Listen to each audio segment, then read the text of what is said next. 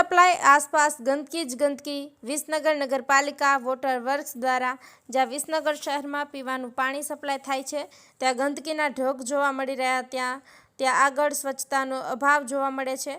त्यारे तेवुं प्रजाजनो द्वारा लोको समक्ष अने जोवा मळेल त्यारे लोकोना स्वास्थ्य माटे दुर्गंध मारता गंदकीना ढगला क्यारे निकाल करवामां आवशे ते जोवानुं रह्युं।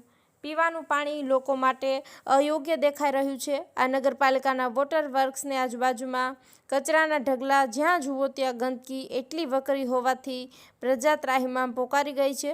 रोगचाळो फाटी નીકળે तेवी दहशत सर्जाई रही छे। જ્યારે રાત્રિના સમયે સ્થાનિક લોકોને ગંદકીના કારણે તેઓની ઊંઘ હરામ થઈ ગઈ છે।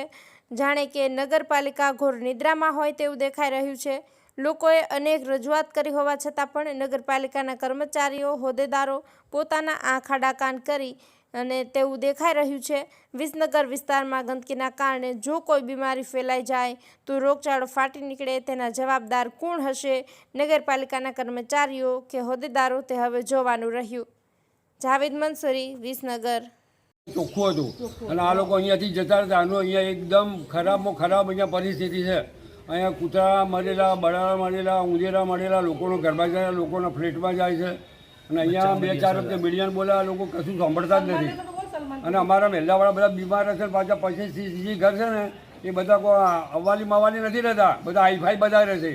પછી એવું નથી કાલ સુધી અમારે આંદોલન કરવું પડે, કલેક્ટર સાહેબ જવું પડે ને ચીફ ઓફિસર જવું પડે, મામલતદાર સાહેબ જવું પડે, કોઈ સાંભળતું જ નથી ને અહીંયા કોઈ બેસતું જ નથી।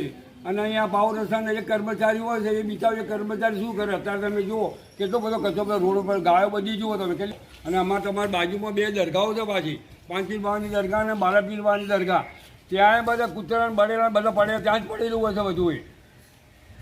એટલે આ એનો ઘટતું કરો ને કે એના માટે મારે આંદોલન કરવું પડે। આ બધા બૈરા છોકરા લઈને અમે બધા ત્યાં જવાના।